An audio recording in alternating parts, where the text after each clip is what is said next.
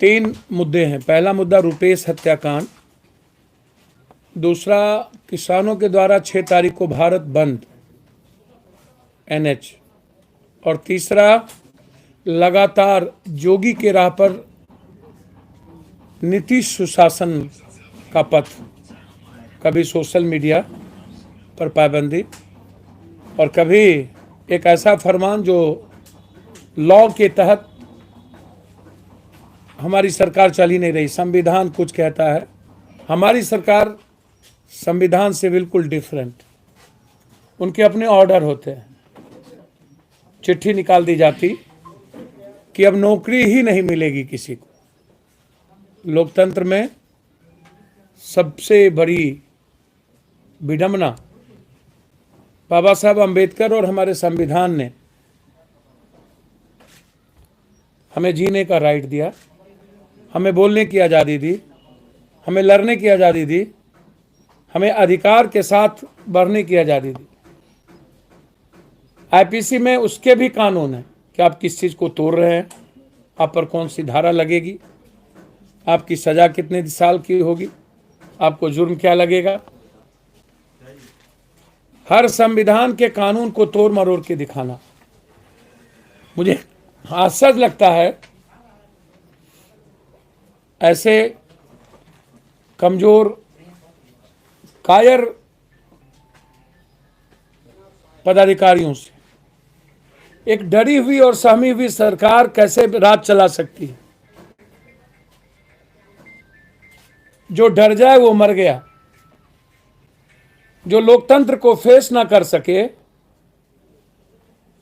जो अपने ही जनता को अपना शिकार बना ले, हम बात कहां रखेंगे, कौन से प्लेटफॉर्म पर। डेमोक्रेसी में हमें सड़क पर बैठने की आजादी है, हम शांतप्रिय बैठेंगे, आप लाठी गोली चलाइए। आप कानून बना देंगे जो धरना प्रदर्शन करेगा और FIR लॉन्च होगा, चार्जशीट के बाद उसे नौकरी नहीं मिलेगी। सरकार को मैं आगाह करता हूं, सोशल मीडिया का वो पर कोई कुछ लिख दिया, बोल दिया तो केस। कोई छात्र और यूथ अपनी बात करेगा तो उसे कोई रोजगार ही नहीं मिलेगा, नौकरी नहीं मिलेगी। आका है क्या? चंगेज खां के औलाद है क्या ये लोग? हिटलर की नहीं चली तो आपकी कहां से चलेगी जनाब? आप जो फरमान मन में होता है सो करते हैं। जमकर पूरी छात्र और यूथ विंग आर पार की लड़ाई इस दोनों कानून के खिलाफ लड़ी हो। हमारी लड़ाई तो सिर्फ इतना ही नहीं रुकेगी। अब हमारा जो छात्र विंग है या जो युवा विंग है, 85% बिहारी यूथ को जो इंटर MA BA किया हुआ है, आप टेंडर में, चाहे वो NH का टेंडर हो या रोड का, हमारे यहां भी टेंडर लेने वाले उसकी आप 2000 करोड़ का टेंडर नहीं करके 100 करोड़ करिए। टेंडर हो या नौकरी, प्राइवेट नौकरी हो या सरकारी, 85% बिहारी को ही मिलना चाहिए। 15% में आप भारत के किसी हिस्से को दीजिए, मुझे आपत्ति नहीं है। ये लड़ाई आर पार की हमारे छात्र और यूथ विंग लड़ेगी। यदि आप बाहरी देने एक एक लोगों को आपने नहीं रोका, साउथ बाहर से लाए हुए लोगों को जल नल योजना, 7 निश्चय योजना, सिंचाई योजना, सारी बड़ी कंपनियों को लाकर हजारों करोड़ का गबन और बिहार का पैसा बाहर, इसके खिलाफ जिहाद लड़ेंगे। जिहाद आर पार कि हमारा पैसा मेरे घर में और बिहार के घर में हो। सेकेंड, 6 तारीख को एक ऐसी सरकार के खिलाफ जो भारत के को टुकड़ा टुकड़ा करना चाहती है, जो भारत में नफरत पैदा करना चाहती है। पहली सरकार है जिसने भारत के किसानों को आतंकवादी और उग्रवादी कहने में पीछे नहीं हटी। पहली सरकार। लगता है किसान से बड़ा आतंकवादी अब इस भारत में कोई बचा ही नहीं। यदि कोई आतंकवादी है तो सिर्फ किसान है। चाइना और पाकिस्तान के बॉर्डर से भी बड़ी लड़ाई, Ghazipur border, Tehri border, Sindhu border, बारे बा हमें तोड़ने की साजिश। उसके खिलाफ जन अधिकार पार्टी 6 तारीख को पूरे देश में किसानों के समर्थन में एनएच पर खड़ी होगी। हम लड़ेंगे और एक एक मिनट मरने की तैयारी में लड़ेंगे। हम पीछे नहीं हटेंगे। किसान के निर्णय के साथ खड़े होगी जन अधिकार पार्टी। चौथी चीज, तीसरी चीज जो सबसे बड़ी, मेरा सवाल है सबसे पहले डीजीपी महोदय से और एडीजीपी महोदय से। आपने कहा था कि शूटर ने गोली मारा, भेटनर शूटर, बाहरी शूटर, कौन है वो शूटर? मैं जानना चाहता हूं। क्या ऋतुराज शूटर हैं? जब ऋतुराज इंग्लिश में बोलते हैं, जयपुर में पढ़ते हैं, फादर करोड़पति है, मां टीचर है और इकलौता बेटा है, तो यदि ऋतुराज शूटर है तो शूटर को हायर किसने किया? निश्चित रूप से मेरा साफ और क्लियर है इस मामले में, यदि ऋतुराज ने मारा है तो वो पहले से शूटर है। उसने मोटरसाइकिल चोरी नहीं की, वो बहुत बड़े गैंगस्टर के सरगना है। यदि ऋतुराज ने मारा है तो किसी ने मरवाया है। रोडवेज के चलते ऋतुराज ने कत्ल नहीं की है। यदि रोडवेज के चलते ऋतुराज ने कत्ल की है तो फिर ऋतुराज ने कत्ल नहीं किया है।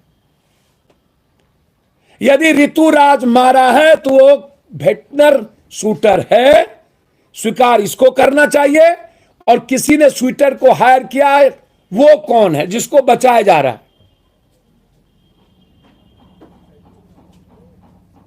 क्लियर है कि रुपेश जी के परिवार ने सीबीआई इंक्वायरी की मांग की है। उन्होंने कहा गलत, कभी उनकी गाड़ी गैरेज गई नहीं, गाड़ी में ठोकर लगी नहीं।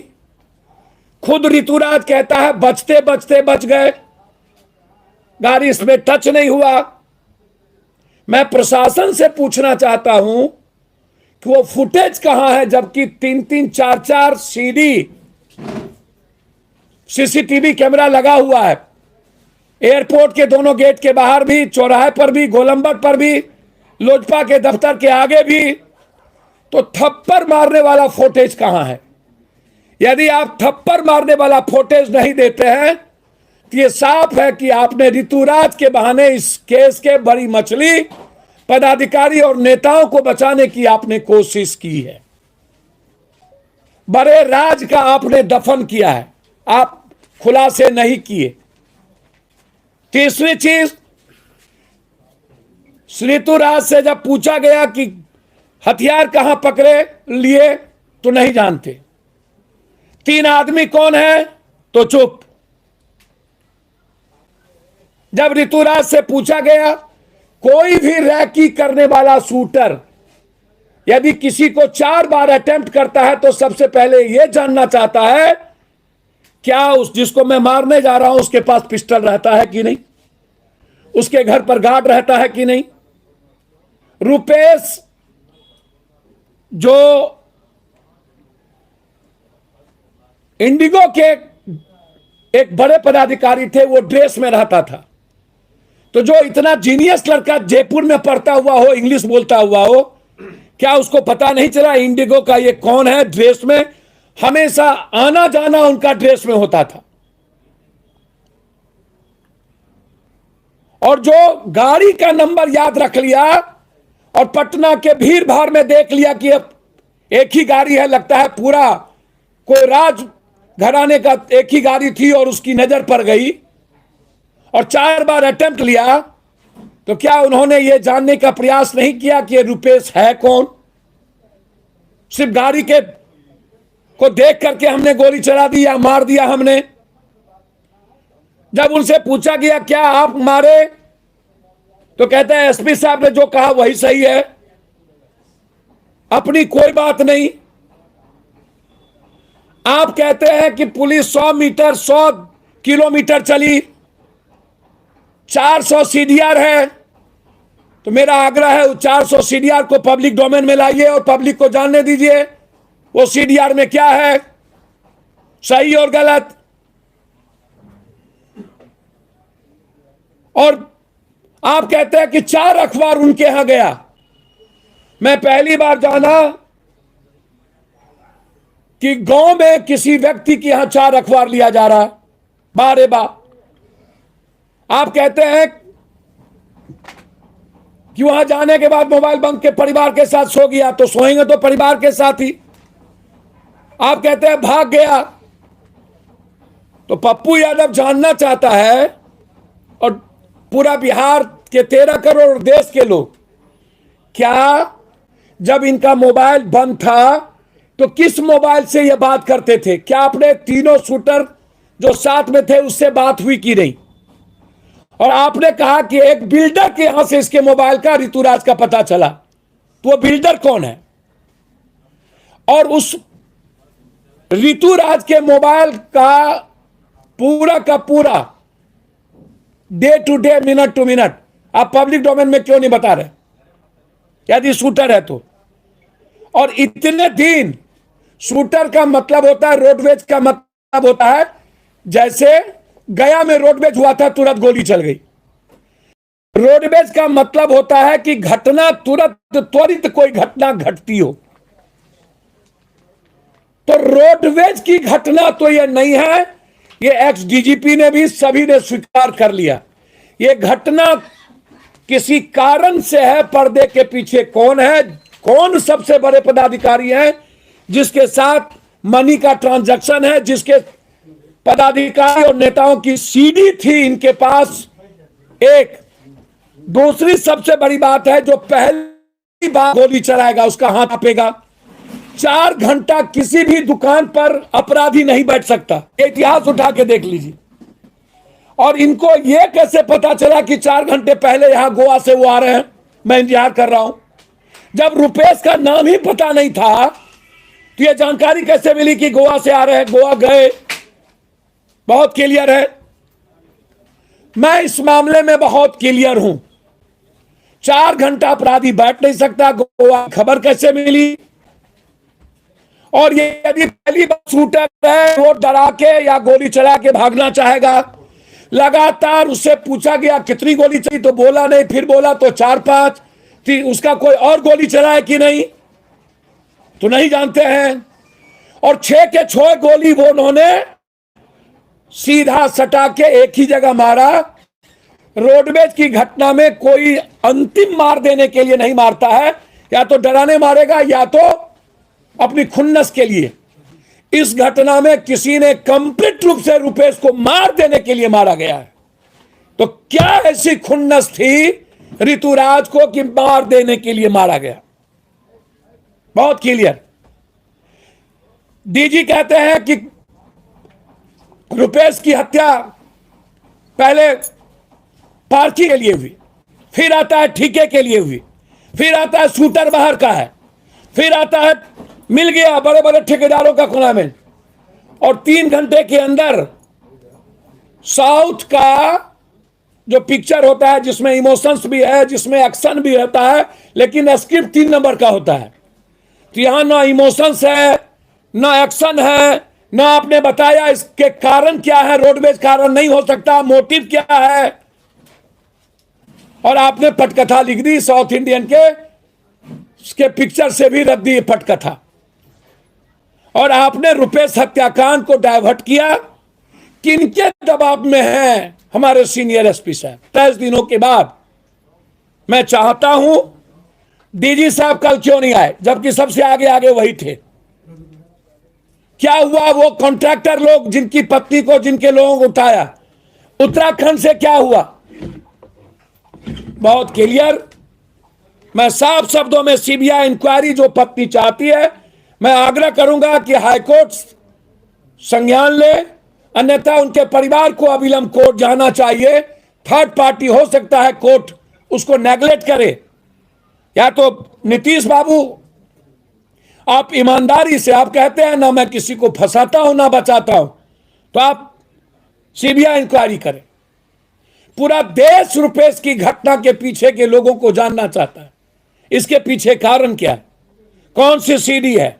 कौन से पैसे के ट्रांसफर हैं? कौन कौन लोग बड़ी मछली इन्वॉल्व है? ऋतुराज यदि शूटर है तो वो जीडीएस शूटर है और मरवाया किसी और नहीं है। यदि ऋतुराज रोडवेज के चलते मरवाया है तो वो रोडवेज के चलते नहीं मरा है।